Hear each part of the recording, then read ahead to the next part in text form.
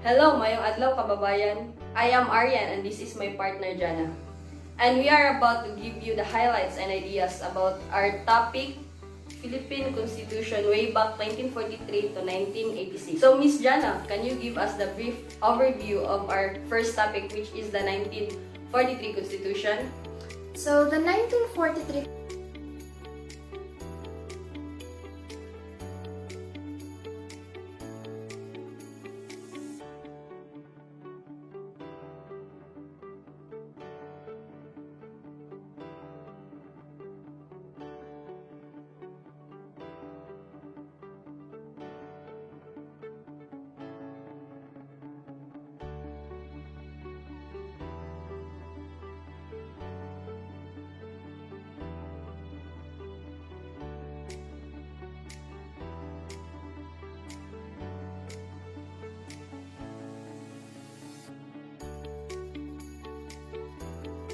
So, the 1943 Constitution of the Republic of the Philippines, composed of a preamble and 12 articles, creates a republican state with a powerful executive branch and subordinate legislative and judicial branches. It enumerates the duties and rights of the citizens, requires the government to develop Tagalog as the national language, and stipulates that 1 year after the termination of the Great East Asia War or the World War II, a new constitution shall be formulated and adopted to replace this constitution.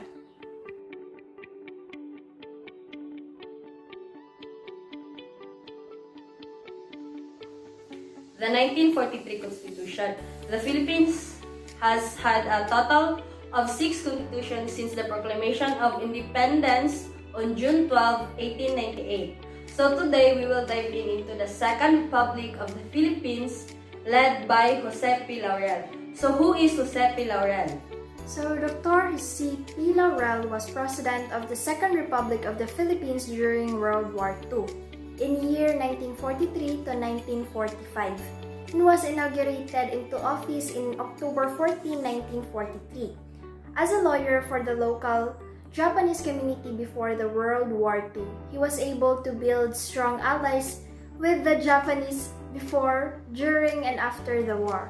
Laurel was also the president of the Kapisanan ng Paglilingkod sa Bagong Pilipinas Association for Service to the New Philippines, or Kalibapi, was a fascist Filipino political party that served as the sole party of state during the Japanese occupation.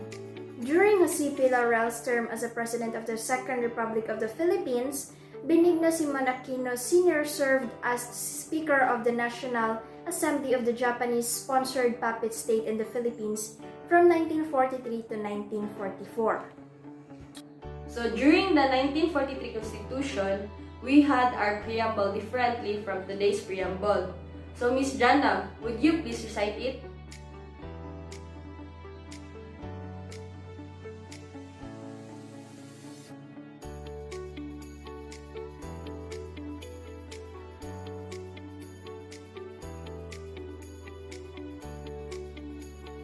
So, the 1943 Constitution Preamble.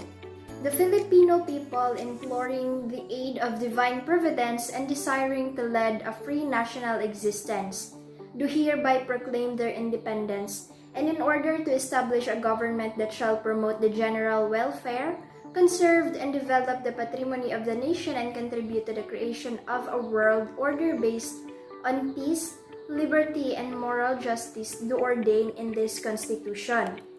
So clearly, partner, no, the preamble of the Constitution provides that we should establish a government which shall conserve and develop our patrimony. Our patrimony includes our public forest, mangroves, wildlife, and flora-fauna, which should be conserved, protected, and renewed. So before anything else, partner, no, mag-proceed na sa tong another constitution, which is the 1973 Constitution. So what happened in the 1973 Constitution of the Philippines? So July 27 to 28, national referendum is held wherein 90.77% of the citizen assemblies voted for the ratification of the 1973 Constitution and the continuation of the martial law. as well as continuation of President Marcos' term beyond 1973. So during these times, Ferdinand Marcos Sr. was the President of the Philippines. So ani na mga times declared na ang martial law. So we already have the idea man unsa ang martial law. So after President Marcos declared martial law, Fourth Republic from January 17, 1973 to February 22, 1986 started.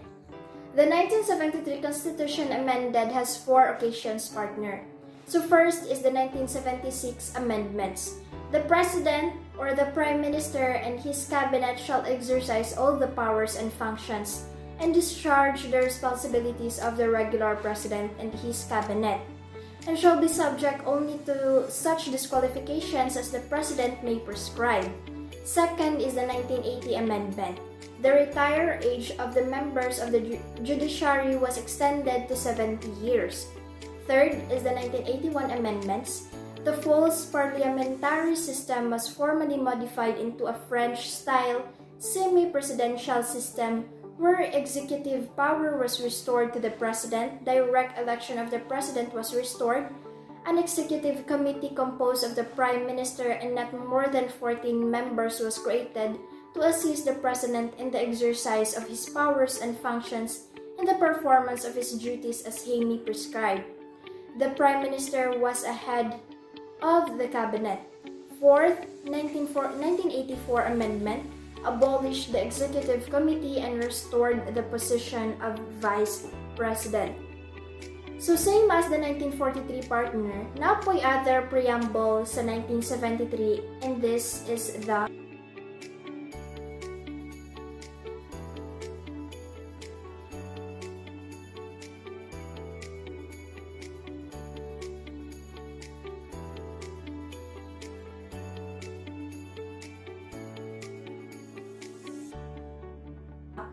we, the sovereign Filipino people, imploring the aid of divine providence in order to establish a government that shall embody our ideals, promote the general welfare, conserve and develop the patrimony of our nation, and secure ourselves and our posterity the blessings of democracy under a regime of justice, peace, liberty, and equality to ordain and promulgate this Constitution. So, before ta mo proceed sa ato ang next topic, partner, ay saan lang ako sang i-open ang ato ang next topic dito. It is all about 1986 Freedom Constitution. From the word itself, freedom. So, free na ta. So, last June 2, 2023, we had our commemoration sa Independence Day, where Philippines became free and independent sa tananakop ng mga countries. So, back then, grabe ka ito ka-grateful because of their heroic deeds sa ato ang mga heroes, no? Kay gi-fight jud nila. Ikaw, partner, willing ka ma-fight for our country?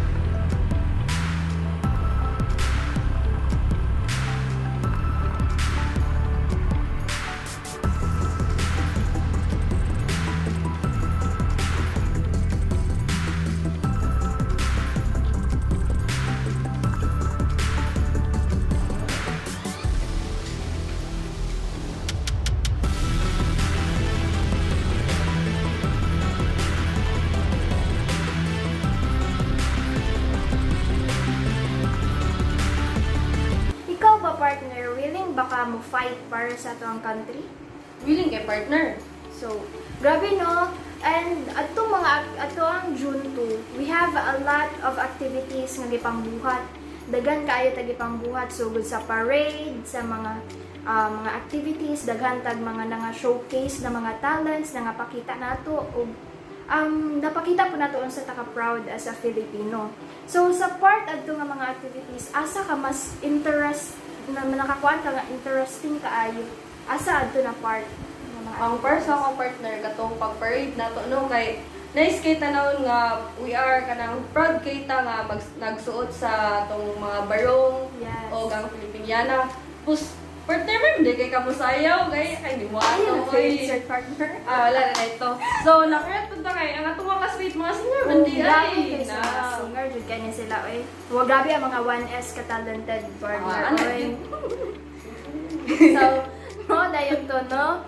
So, enough sa advertisement. So, let's proceed to our next topic, which is the 1986 Freedom Constitution. So, unsa may naa ni partner? So it is often called the Freedom Constitution. This constitution was intended as a transitional constitution to ensure democracy and the freedom of the people. The Freedom Constitution provided for an orderly transfer of power while a constitutional commission was drafting a permanent constitution. Right after the 1986 People Power Revolution that compelled President Marcos to step down from power, President Corazon Aquino issued Proclamation Number Provision Constitution. So, who made the Freedom Constitution in the Philippines? So, kanay di ay na topic partner, gatok di ay siya about democracy, so freedom. So, as we all know, ang ina ng demokrasya is si Corazon Aquino. So, grabe no, na kuan dyan nilang imuod dyan og free ang matag usa sa ato ang gihatagan tag mga equal rights compared sa una bitaw nga kanang nakaagi og ang martial law under kang Marcos no. Grabe kaayo to nga mga times partner no nga ilang mga stories sa una nga grabe kaayo nila nga suffer kay wala sila halos sa rights nga kaning murag ma-compare nato sa ato karong mga grabe gid kaayo nato nga halos moabusar nata sa mga rights nga gipanghatag sa ato. So balik ta sa ato ang topic partner. So who made the Freedom Constitution in the Philippines? So a provisional government was proclaimed in March 1986 by Aquino with the adoption of an interim constitution, informally called Freedom Constitution, by her administration. So, Proclamation Number 3, 1986, signed on March 25, 1986, declaring a national policy to implement reforms mandated by the people, protecting their basic rights, adopting a provisional constitution, providing for an orderly transition to a government under a new constitution. So this time partner, makaingon ba ka nga free na ka? You have a freedom na lugar. of course, partner, kanang makuan man nato karon di ba nga. Grabe kaayo ta ka free, like free ta to choose kung unsa ato ang mga gusto. But also, dapat pod mindful ta sa atong mga limitations bitaw nga. Kanang ko'y ubang tao, partner, nga marag ni abusar na bitaw gid kaayo.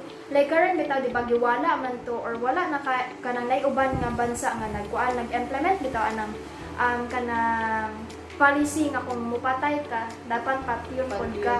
So, karon man good partner, grabe nga kanang kaning pag-increase bitaw sa crime sa pagpatay. Ina so murag free kaayo sila nga mukuha bitaw og kinabuhi sa usa ka tawo. So, kundi katong sa kuan partner, katong dito sa Ayala ba to? O grabe to partner na ako to partner. Mga nakatong nakahigda na, nagdugo. Luoy kaayo ba nga kanang murag grabe na gyud nga pag-abusar sa tao Mga sa tao, freedom nato nga kanang murag wala na gyud bitaw ta sa atong mga sa ang uban wala na silang una-una nga kanang ay wala man day dapat nilabot sa ako ang freedom. Wala ko yung right na pupatay og tao, wala ko yung right nga ingana.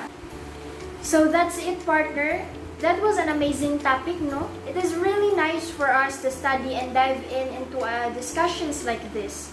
So para po, we have an ideas about our constitutions back then. So di na ta maglangay, partner. Let's end our video here and hopefully naakay natunan.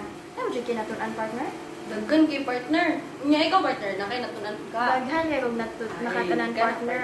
So isa na adto ang dapat grateful ta. Ug dapat magpasalamaton dito pero kay kung unsa ta ka blessed karon, gikan gid na sa ato ang mga heroes ug sa katong naghatag sa ato aming demokrasya, which is si Aquino, no? So unta po ang ato ang viewers na po'y nangakatunan. So salamat kaayo for sitting with me here, partner. Ug usab maayong adlaw, kababayan, and daghang salamat. Bye!